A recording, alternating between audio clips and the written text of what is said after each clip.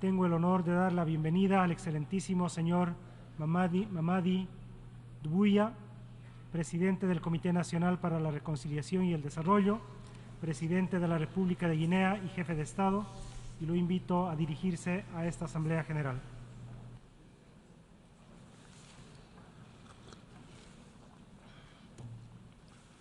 Monsieur le Président, Excellences, Mesdames et Messieurs les chefs de délégation, Monsieur le Secrétaire général,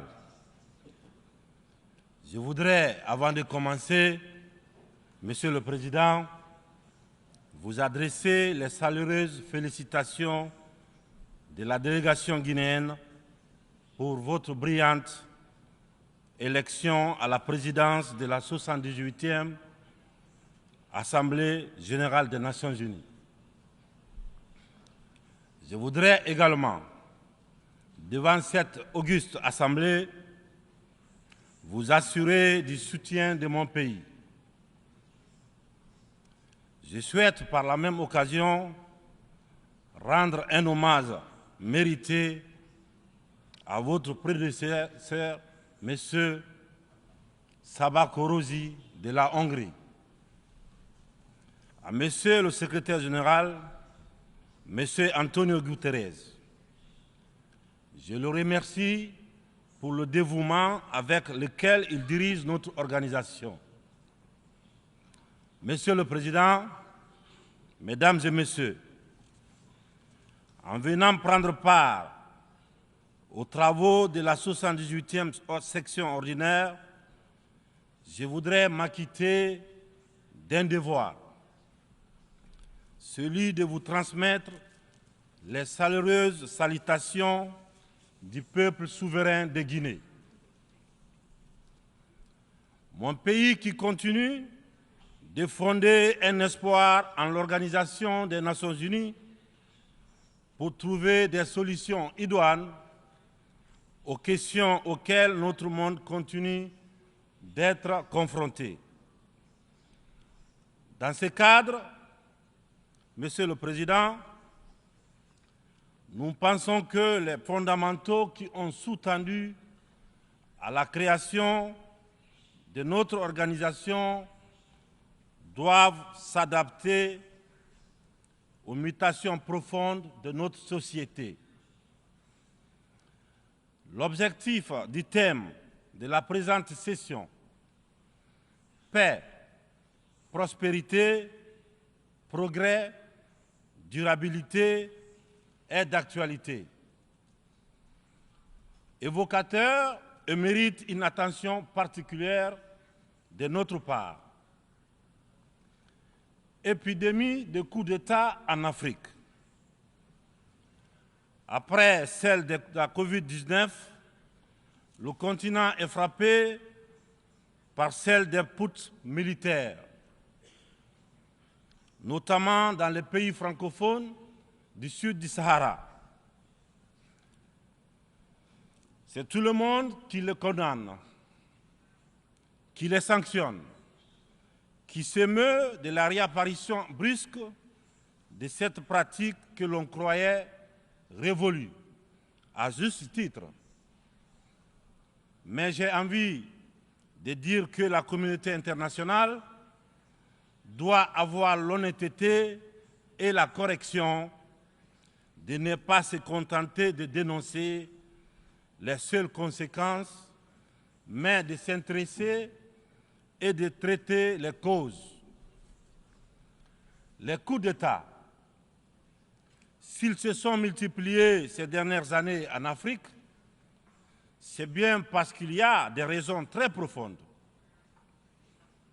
Et pour traiter le mal, mesdames et messieurs, il faut s'intéresser aux causes racines. Le putschiste n'est pas seulement celui qui prend les armes, qui renverse un régime. Je souhaite que l'on retienne que les vrais putschistes, les plus nombreux,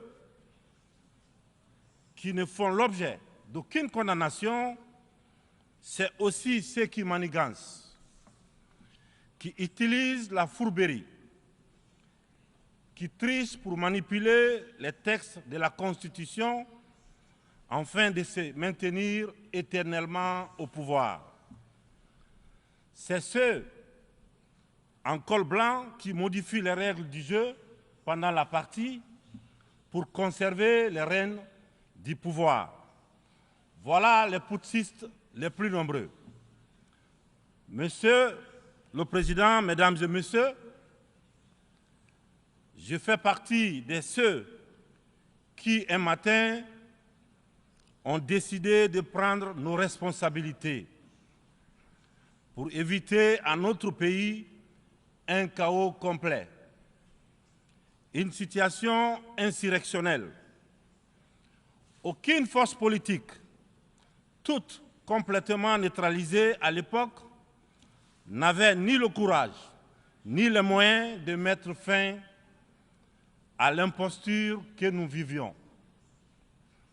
La rectification institutionnelle à laquelle mes frères d'armes et moi avons pris nos responsabilités le 5 septembre 2021 n'était qu'une conséquence de cette situation de chaos qui avait fini par fissurer le tissu social et mettre à mal le vivre ensemble. Sans être exhaustif, nous pensons que les transitions qui sont en cours en Afrique sont dues à plusieurs facteurs parmi lesquels on peut citer les promesses non tenues, l'endormissement du peuple, le tripatouillage des constitutions par des dirigeants qui ont pour seul souci de se maintenir au pouvoir au détriment du bien-être collectif. Aujourd'hui, le peuple africain sont plus que jamais éveillés et décidés à prendre leur destin en main. La mauvaise répartition des richesses crée des inégalités sans fin. La famine, la misère qui rendent le quotidien de nos populations de plus en plus difficile. Ces inégalités font partie des causes des événements qui mettent en péril surtout le vivre ensemble. Quand les richesses d'un pays sont dans les mains d'une élite, alors que les nouveau-nés meurent dans les hôpitaux par manque de couveuses, il n'est pas surprenant que dans de telles conditions, nous assistons à des transitions pour répondre aux aspirations profondes du peuple. L'Afrique souffre, mesdames et messieurs. Elle souffre d'un modèle de gouvernance qui lui a été imposé. Un modèle certes bon et efficace pour l'Occident, qu'il a conçu au fil de son histoire, mais qui a du mal à passer et à s'adapter à notre réalité, à nos coutumes, à notre environnement. Hélas, j'aimerais dire que la grève n'a pas pris. Je sais que lorsque je dis cela, tout de suite, ils sont nombreux à se dire encore un bidas qui veut tordre le cou à la démocratie. Encore un soldat qui veut imposer sa dictature. Cependant, de façon très claire, sans hypocrisie, sans faux semblant, les jeux dans les jeux, nous sommes tous conscients que ce modèle de démocratie que vous nous avez si insidieusement et savamment imposé après le sommet de la Baule en France, presque de façon religieuse, il ne marche pas. Les différents indices économiques et sociaux sont là pour démontrer que ce n'est pas un jugement de valeur, sur la démocratie en elle-même, croyez-moi, bien entendu, c'est un constat, c'est un bilan. Sur plusieurs décennies d'expérimentation chaotique de ces modèles dans notre environnement, une période où il n'a été question que des outils politiques, au détriment, bien sûr, au détriment de l'essentiel, qui est l'économie, la transformation de nos matières premières sur place. Permettez-moi de pousser l'exercice de vérité un peu plus loin.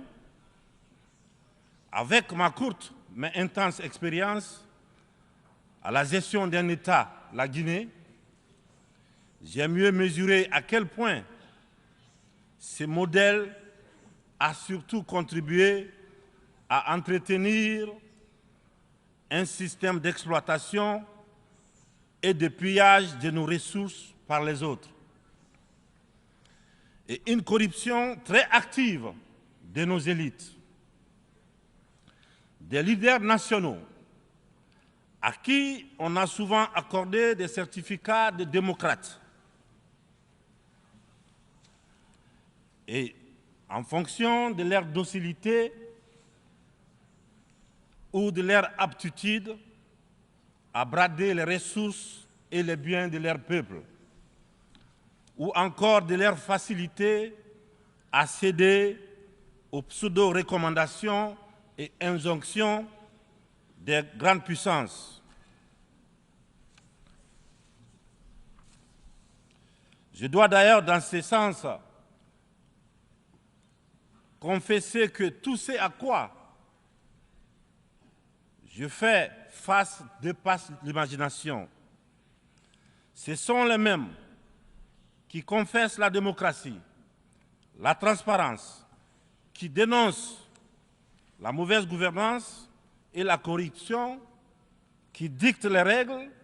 C'est eux qui en offrent très discrètement et sournoisement redoublent de pression pour nous faire céder notre patrimoine dans des contrats léonins. Je comprends certains dirigeants, quelques-uns de mes prédécesseurs,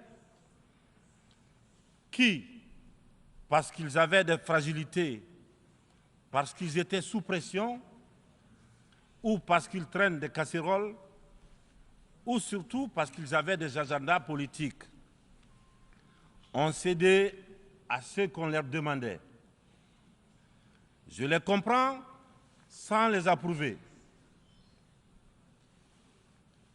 Certains m'ont même rappelé que si j'avais un agenda politique, je serais moins à l'aise pour mener à bien les réformes auxquelles mon gouvernement et moi nous nous sommes attaqués. Une chose est certaine, nous n'avons qu'une seule préoccupation, le bien-être du peuple et le vivre ensemble. C'est cela notre priorité. C'est pourquoi la transition que je dirige a choisi de se consacrer avec méthode en fixant les objectifs clairs dans un ordre précis. Le social, l'économie et le politique.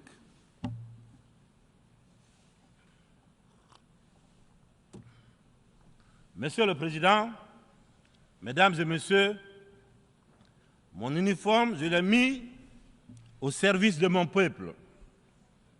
Je vous serai reconnaissant de respecter ces serments, de nous tenir à distance respectable des divisions, de toutes sortes, que beaucoup essaient de nourrir dans nos pays. Le Sahel traverse l'une des histoires les plus graves de sa très vieille histoire, mais elle a les ressorts nécessaires pour y faire face. Son sens légendaire de la diplomatie doit être libéré afin qu'ensemble, nous nous parlions sans interférence. C'est pourquoi Et pour cela que la CEDEAO, dont la vocation était économique, doit cesser de se mêler de la politique et privilégier le dialogue. Nous, Africains, nous sommes fatigués, épuisés des catégorisations dans lesquelles les uns et les autres veulent nous mener et surtout veulent nous cantonner. La population de l'Afrique est jeune. Elle n'a pas connu la guerre froide. Elle n'a pas connu la guerre et les guerres idéologiques qui ont façonné le monde pendant les 70 dernières années. C'est pourquoi nous, Africains, nous trouvons insultants les cases, les classements qui tantôt nous placent sous influence des Américains, tantôt sous celle des Anglais, tantôt des Français, tantôt des Chinois, des Russes et même des Turcs. Nous ne sommes ni pro, ni anti-américains, ni pro, ni anti-chinois, ni pro, ni anti-français, ni pro, ni anti-russe, ni pro, ni anti-turc. Nous sommes tout simplement pro-africains. C'est tout.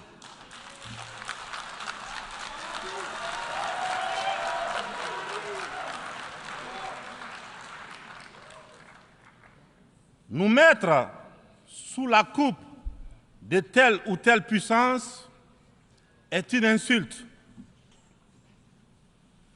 du mépris, du racisme vis-à-vis d'un continent de plus d'1,3 milliard de personnes. Il est important, dans cette prestigieuse et influente Assemblée, que l'on comprenne clairement que l'Afrique de papa, la vieille Afrique, c'est terminé.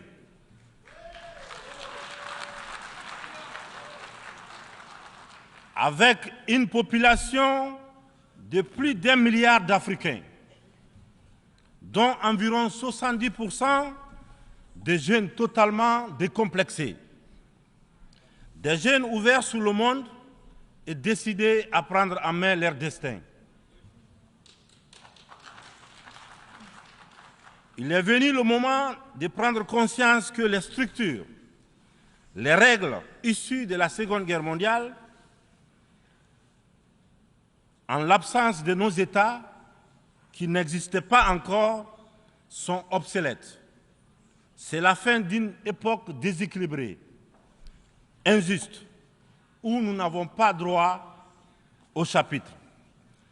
C'est le moment de prendre en compte nos droits, de nous donner notre place, mais aussi et surtout le moment d'arrêter de nous faire de la leçon, de nous prendre de haut, d'arrêter de nous traiter comme des enfants. Rassurez-vous, rassurez-vous, nous sommes suffisamment grands pour savoir ce qui est bien et ce qui est bon pour nous. Nous sommes suffisamment matures pour définir nos priorités, pour concevoir notre modèle qui corresponde à notre identité, à la réalité de nos populations, à ce que nous sommes tout simplement. Nous vous serions fort reconnaissants de nous faire confiance et de nous laisser mener notre barque comme vous l'avez permis dans certaines régions du monde. Vous l'avez permis en Asie, en Proche et Moyen-Orient, pour ne citer que cela. Cette infantilisation est du plus mauvais effet pour une jeunesse africaine qui s'est émancipée.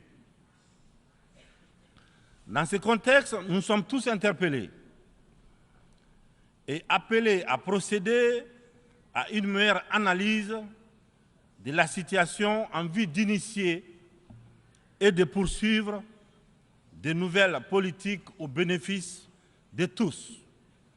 La communauté internationale doit regarder l'Afrique avec les yeux neufs. Elle doit entreprendre avec elle désormais une coopération franche dans un esprit de partenariat gagnant-gagnant. Je vous remercie de votre attention. Merci.